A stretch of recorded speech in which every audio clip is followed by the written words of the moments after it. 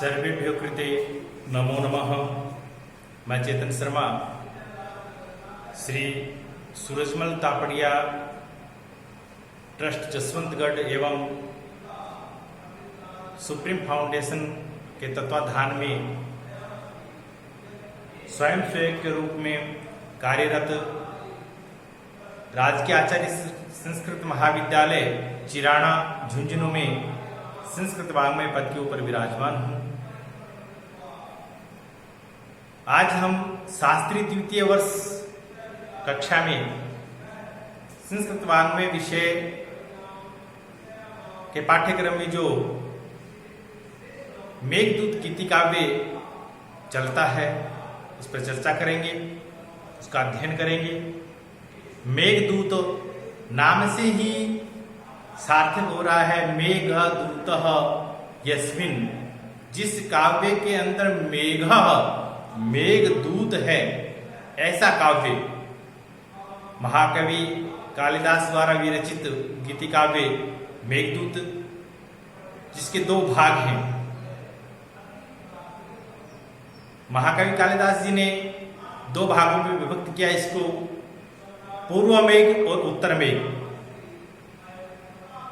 पूर्व मेघ जो है इसमें जो कथा वस्तु है वो यक्ष के विरह का संदेश उसकी प्रियतमा तक पहुंचाने के लिए मेघ को दूत बना करके उससे प्रार्थना की गई है और उसके मार्ग का वर्णन दिया गया है। उत्तर मेघ में जो कहा गया है वो कहा गया है कि जब मेघ वहां पे पहुंच जाता है अलकापुरी के अंदर, तो यक्षिणी का जो चरित्र चित्रण है, अलकापुरी का जो सौंदर्य है, ऐश्वर्य है, उसके बारे में परिचित करवाया है। शास्त्री द्वितीय वर्ष कक्षा के अंदर पूर्व मेघ चलता है। पूर्व मेघ के अंदर यक्ष है वो मेघ को दूत बनाता है। अब दूत बनाने का कारण क्यों पड़ा? ऐसा क्या हुआ कि मेघ को दूत बना रहा है? हुआ ये कहते हैं कि अलकापुरी के जो राजा हैं, यक्षों के राजा यक्षराज कुबेर, वो प्रति दिवस भगवान आशुतोष शिव जो हैं उनके उपासक हैं, उनकी उपासना करते हैं, उनका नित्य पूजन करते हैं। और पूजन के अंदर प्रति दिवस कमल के पुष्पों से अर्चन किया जाता है। अब प्रातः काल के समय जब शिव का पूजन अर्चन किया जाता है तो ताजा पुष्प लाने के लिए यक्ष को नियुक्त किया जाता है। यक्ष हर प्रति दिवस सरोवर में जाकर के कमल के पुष्प लेकर के आता है और राजा कुबेर जो हैं उन पुष्पों के द्वारा अर्चन करते हैं। अब हुआ है कि यक्ष है उनकी शादी हो जाती है, प्रणय सूत्र में बंध जाते हैं। यक्षिणी जो नवोडा है उसमें आसक्त हो जाते हैं। प्रेम में आसक्त होने के कारण जब प्रातःकाल कमल के पुष्प लाने के लिए सरोवर में जाना पड़ता है तो यक्षिणी को अच्छा नहीं लगता है, क्योंकि नवोडा है। अब उसने अपना विचार प्रस्तुत किया कि क्यों न प्रियतम आप महाराज कुबेर के लिए पुष्प लेकर के आते हो, ये पुष्प यदि सायंकाल ही लेकर के आ जाए आप, तो अपने जो प्रातः काल का जो समय है इसमें व्यवधान उत्पन्न नहीं होगा। यक्ष प्रेम में आसक्त हैं, इसलिए वो उसकी बात मान लेते हैं और सायंकाल के समय में ही सरोवर में जाकर के पुष्प ले आते हैं। कमल के पुष्प जो है वो सरोवर के अंदर लेने के लिए जब जाते तो सूर्य जो अस्ताचल की ओर जा रहा है, कमल के पुष्प सूर्य को देख करके, भगवान सूर्य नारायण को देख करके खिलते हैं और उनके अस्ताचल की ओर चले जाने पर वो बंद हो जाते हैं। हुआ ये कि एक पुष्प जब सूर्य अस्ताचल की ओर जा रहे थे और वो बंद हो रहा था, उसी समय एक भंवरा जो है उस पुष्प के अंदर रह जाता है और यक्ष है वो उस पुष्प को तोड़ लेते हैं और ला करके सायकाल मंदिर में रख दिया जाता है। प्रातःकाल जब कुबेर पूजन करते हैं, सूर्य उदय होने का समय हो जाता है और पुष्प खिलने लग जाता है। जो ही पुष्प खिलता है तो रात के समय में बंद हुआ भंवरा छटपटा रहा था बाहर निकलने के लिए। एक भंवरा जो ऐसा है कि काष्ठ को छेदन कर सकता है लेकिन कमल की पंखुड़ी को नहीं, क्योंकि भंवरा कमल से उतना ही प्रेम करता है, उसकी पंखुड़ी से उसको छेदन नहीं करता। इसलिए वो अंदर ही अंदर छटपटा रहा था बाहर निकलने के लिए, और जो बाहर निकलता है उसने डंक लगा दिया कुबेर के। कुबेर के डंक लगता है, कुबेर को ने सोचा कि ऐसा डंक क्यों लगाई, ऐसा कारण क्या हुआ कि भंवरा इसके अंदर रह गया था, अब आया है। तो उसने जांच करवाई। जब पता चला कि यक्ष है वो अपनी प्रियतमा के अंदर आसक्त होने के कारण इन पुष्पों को सायकाल ही चुन लिया गया, और सायकाल अस्ताचल की ओर सूर्य जा रहा था, उस समय इन पुष्पों को तोड़ा गया, भंवरा अंदर रह गया। तो कुबेर ने को गुस्सा आ गया और क्रोधित होकर के यक्ष को शाप दे दिया कि जिस प्रियतमा के अंदर आप इतने आसक्त हो, उससे आप 1 वर्ष तक विरह का वियोग भोग। अब विरह का वियोग भोगने के लिए जो यक्ष हैं वो रामगिरी आश्रम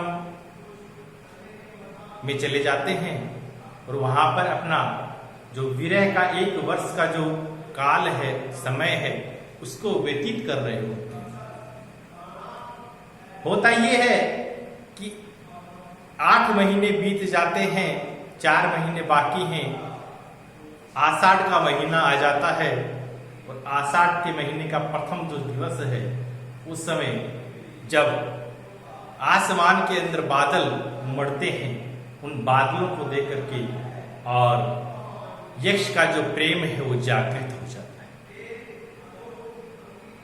विरह की वेदना भड़कने लग जाती है। यक्ष को यह भी नहीं पता कि मैं जिसको संदेश वाहक बना रहा हूं, वो संदेश वाहक किसको बनाना चाह रहा? मेघ को बनाना चाह रहा है। मेघ को संदेश दे रहा है कि मेरी प्रियतमा को जाकर के संदेश देना थी। ऐसा पूर्व मेघ की जो कथा वस्तु है उसमें है कि जब आषाढ़ का प्रथम दिवस प्रारंभ हुआ, उस समय मेघ जब आ रहा है तो उसका चमेली के पुष्पों के द्वारा अर्घ्य अर्पण करता है यक्ष मेघ को, और अपना संदेश देने के लिए संदेश वाहक नियुक्त करता है। प्रेम में इतना आसक्त है कि चेतन अचेतन का भी भान नहीं है यक्ष को कि किसको संदेश देना चाहिए, किसको नहीं। क्या मेघ है वो मेरा संदेश लेके चला जाएगा, ऐसा उसको भान नहीं है। वो तो सिर्फ अपना संदेश अपने प्रियतमा को पहुंचाने के लिए लालायित। रामगिरी आश्रम के ऊपर जब मेघ का आगमन होता है, पुष्पों के द्वारा अर्घ्य दे दिया जाता है, तो मेघ को यक्ष कहता है कि तुम जब मेरा संदेश लेके आगे जाओगे तो तुम्हारी जो हवा है ये भी सहयोग करेगी, पवन की मंद मंद चलेगी, तुम्हारे साथ चलेगी, और जो जो आगे बढ़ोगे वैसे वैसे आपकी जो सिद्ध योगनियां हैं वो भी आपका स्वागत करेंगे। मयूरों की जो ध्वनि है वो भी आपका स्वागत करेंगे। और इस तरीके से जब आगे आप तुम बढ़ते चले जाओगे तो यक्ष कहता है कि आप जब आम्रकूट पर्वत पे पहुंचोगे तो उसके ऊपर भी आपका उपकार किया हुआ है। क्या? वन के अंदर जब अग्नि लगती है तो वर्षा के द्वारा ही शांत होती है। तो वनाग्नि को शांत करने का जो उपाय है, जो आपने वो कृत्य किया है, उस कृत्य से विमुख नहीं होगा आम्रकूट, वो भी आपका स्वागत करेगा। क्योंकि कहा गया कि न क्षुद्रोपि प्रथम सुकृतापेक्षया संश्रयाय, कि शूद्र व्यक्ति का भी यदि हम कोई सुकृत कर दें तो वो भी उससे विमुख नहीं होता है, वो भी उसको याद रखता है। तो आम्रकूट पर्वत के ऊपर तो आपका बहुत सुकृत किया हुआ है, क्योंकि वनाग्नि को आपने शांत किया है। इस तरीके से आप आम्रकूट पर्वत से होते हुए वहां पे जब वर्षा करके जल बरसा दोगे तो रिक्त हो जाओगे। तो आगे जब रेवा नदी आएगी, उस रेवा नदी से आप पुनः अपने रिक्त हुए को आप भर लेना। क्यों? कि रिक्त सर्वो भवति लघु पूर्णता गौरवाय, रिक्त है वो हमेशा लघु, इधर उधर आपको हवा है डुला देगी, इसलिए आप पूर्णता कर लेना, जल भर लेना अपने पेट के अंदर पुनः। इस तरीके से उसके बाद में आगे बढ़ोगे तुम तो मयूर है वो आपकी ध्वनि करके आपका स्वागत करेंगे। वेतवती नदी आएगी, उनकी चंचल लहरों से आप उसका रसपान करना, जल को ग्रहण करना। आगे बढ़ते हुए उज्जैन नगरी आ जाएगी, उसमें महाकाल के दर्शन करना, उसकी आरती के अंदर भी आप शामिल होना, नगाड़े की तरह ध्वनि करना। और इस तरीके से आगे बढ़ते बढ़ते माल देश होते हुए, दशावर क्षेत्र होते हुए कुरुक्षेत्र में चले जाना, कनखल क्षेत्र के अंदर। कनखल क्षेत्र के बाद में आप पहुंचोगे तो वहां पे पवन पाविनी जो गंगा है उसके जल का पान करना।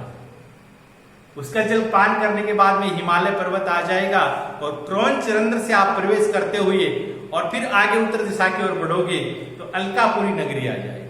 और अलकापुरी नगरी के अंदर जो ऊंचा भवन दिखाई देगा, जिसके घर के सामने मंदार के पुष्पों और स्वस्तिक के चिन्ह लगे हुए मिलेंगे, वो ही मेरा घर है। कुबेर की जो नगरी है अलकापुरी, उसमें जो पहुंचने के बाद में वहां पे मेरी प्रियतमा मिलेगी और उस प्रियतमा को तुम मेरा संदेश पहुंचा देना। ऐसा पूर्व मेघ के अंदर वर्णित किया गया है।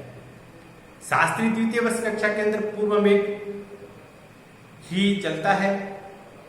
आगे का जो हम वर्णन है वो अगले वीडियो में पढ़ेंगे। उससे पहले बता दूं कि मेघदूत काव्य पूरा मंदाक्रांता छंद के अंदर रचित है।